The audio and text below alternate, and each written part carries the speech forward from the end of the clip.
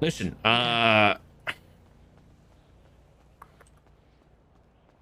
I got a text from nobody. I've got to go up there. Wait, is that who I think it is? Uh-huh. Yeah. I think this is Uh, because of Alto. Uh, I don't what the know fuck did exact. he do now? I don't know exactly what. I don't know exactly. I'm not panicking. Uh, I am. hey, nothing to stress about yet. We don't know what this is. Apparently, it's some kind of. I don't know. He's being cryptic. Some kind of puzzle piece. He's gonna leave it at the door. I don't think this is any kind of deal. I'm not. That's never gonna happen. There's never gonna be a deal made or anything. None of us have been there. None of us has done anything. None of us has given him a reason for us to get involved. So we should have nothing to worry about. So I'm telling you because when this is a thing we're doing now, right? This is an honesty thing. It is, yes. And also it's to make sure that you know where I'm going. And I was having a conversation with Forte. Um and then he texted me and so it's yeah, I need to that's have where a talk with you about Forte too. what about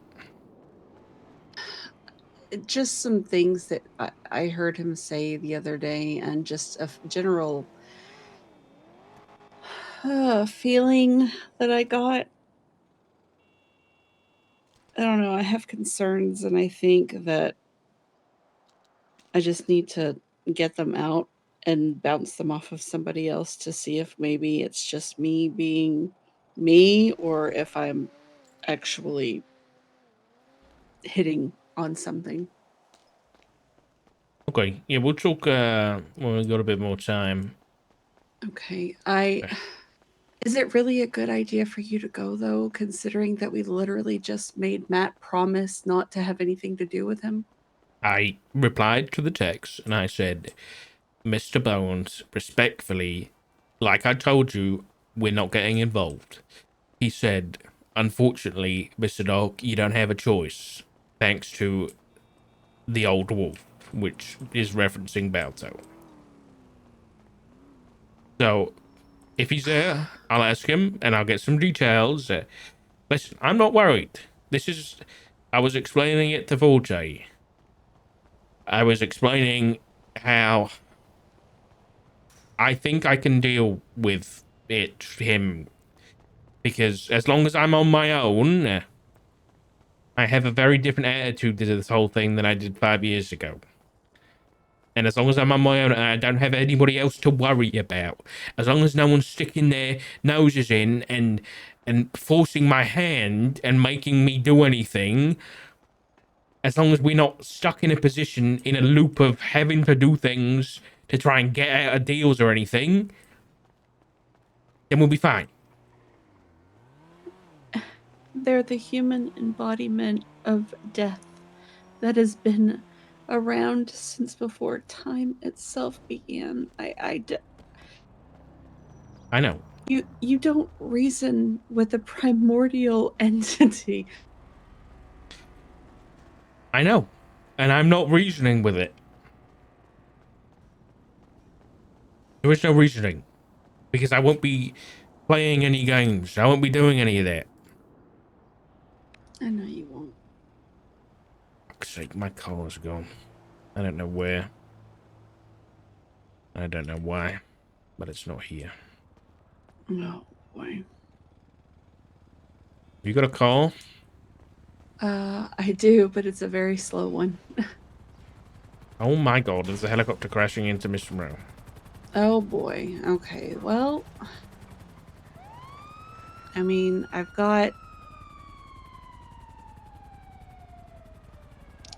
I've got Sean's, but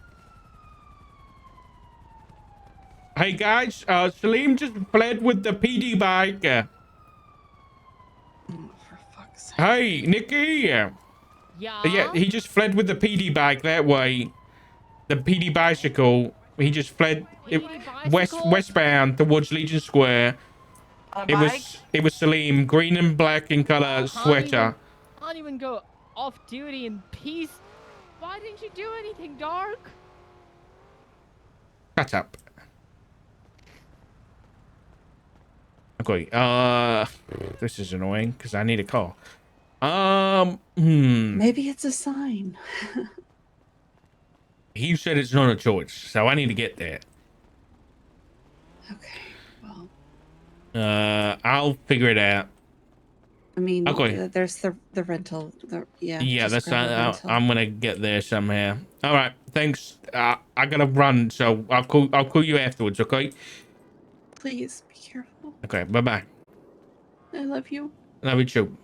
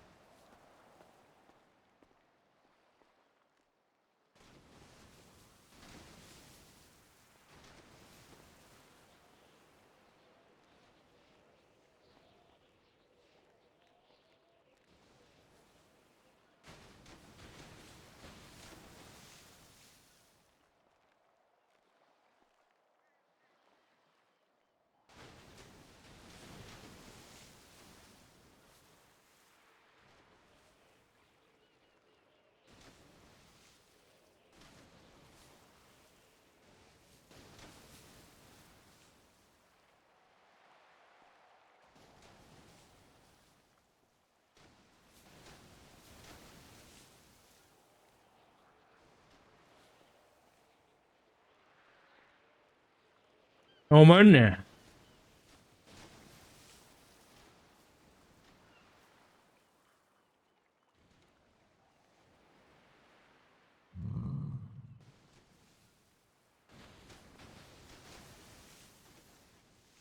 What is this?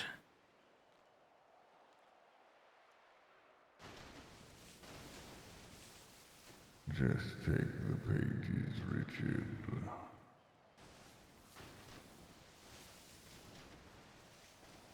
I thought we had an arrangement.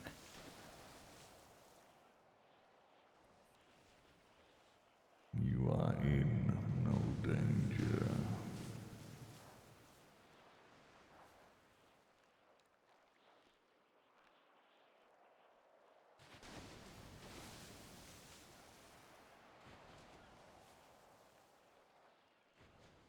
Hey.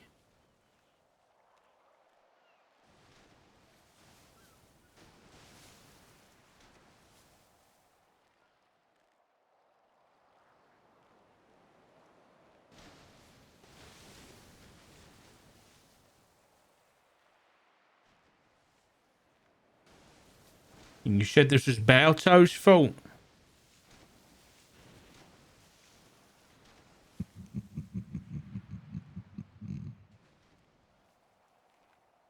Yeah.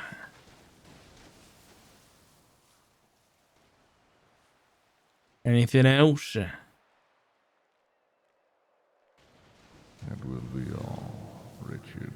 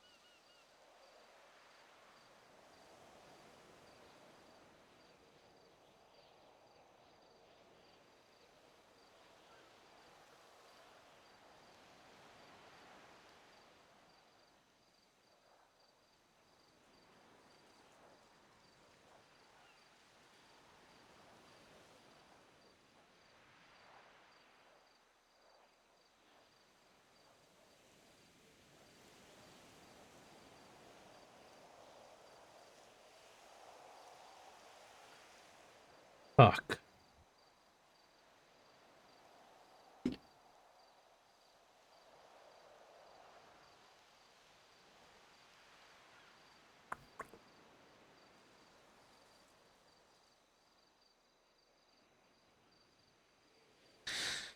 Page 11 of 15. I have tried to keep a baseline respect for the living, to respect the dead and the weight of their deaths. For a long time, I have held the dead over the living for leverage, bringing back souls when they should not have been. To use them for deals, only to watch more die, including them. That has changed now. It was cruel. Admittedly, knowingly cruel. Disrespecting the sanctity of death. It went against what I should have stood for then. I had gone against death's own wishes. It is part of the reason I am being removed, understandably. Removed? Those who have maintained this idea will always garner a ground level of respect and understanding from me now. Understanding the weight and value of one's life is, after all, the whole point to my work in the first place. After realizing my purpose so long ago, it gave way to thinking about why it seemed to mean so much to me after so long. My parents had done horrible things to Isaac and I as children. They never once thought about anything bad was going to happen to them for it. Not only did they give no thought to their children's lives, but did not value their own. A disregard for the consequences.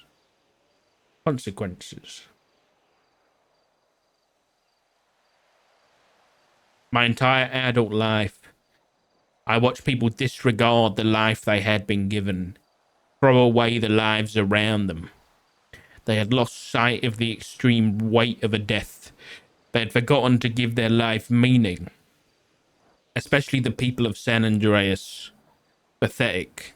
You toil away your sad existence every day in pursuit of meaningless material objects, tearing down the people around you.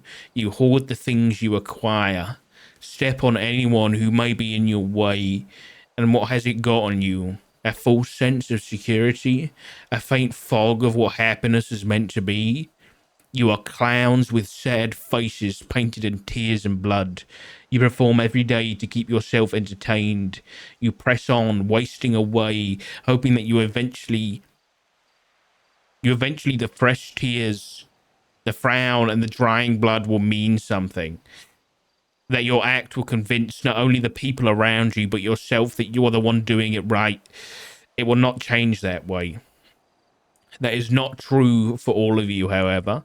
There are some of you who understand. Some who put it on an act, but underneath realize their position in it all. Some who try hard to make it worth something, but become lost. Some who actually manage to spend their time living wisely. This number is increasingly lowered constantly. I've questioned myself if I too have lived a life that was purposeful, or that it had meaning to it. Parts of that question are difficult to answer for me. The lack of emotion blurs what would normally be clear for most humans, I think. Though I do think that how I lived, the things I did, had meaning. Not only for myself, but the ripples it sent out to everyone involved, everyone affected. Even now, as I write this, as people talk and go about their day, just with the knowledge that I exist looming over their shoulder, it gave my existence meaning. It gives their existence meaning in a way. It forces these people to face what they would normally avoid in any way possible. It makes them think of their loved ones, consider who is most important. It makes the evil more wicked, the good into proverbial heroes. Above all else, it forces people to answer the question, what will I do when faced with death? The answer to that question is always entertaining. Sometimes it is poorly answered. Sometimes some meet it with laughter. Some meet it with sadness. Some meet me with kindness. Some, a lot, meet me with anger. Though on occasion, that is my fault. Regardless, the answer to the question is not just entertainment.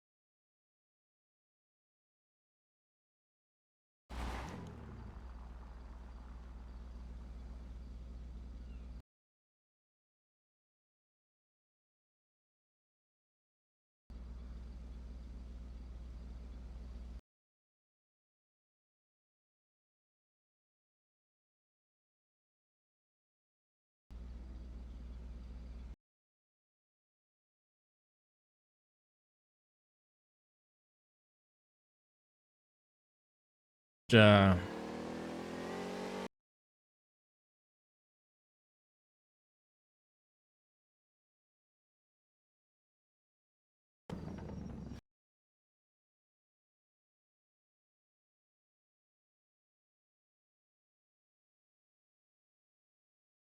Down to page 3.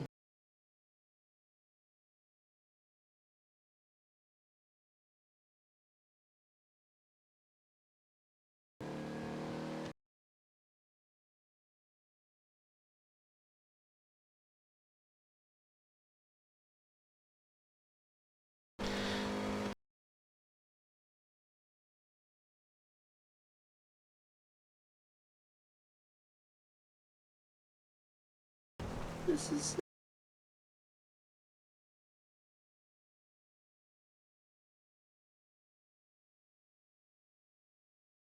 there's another option.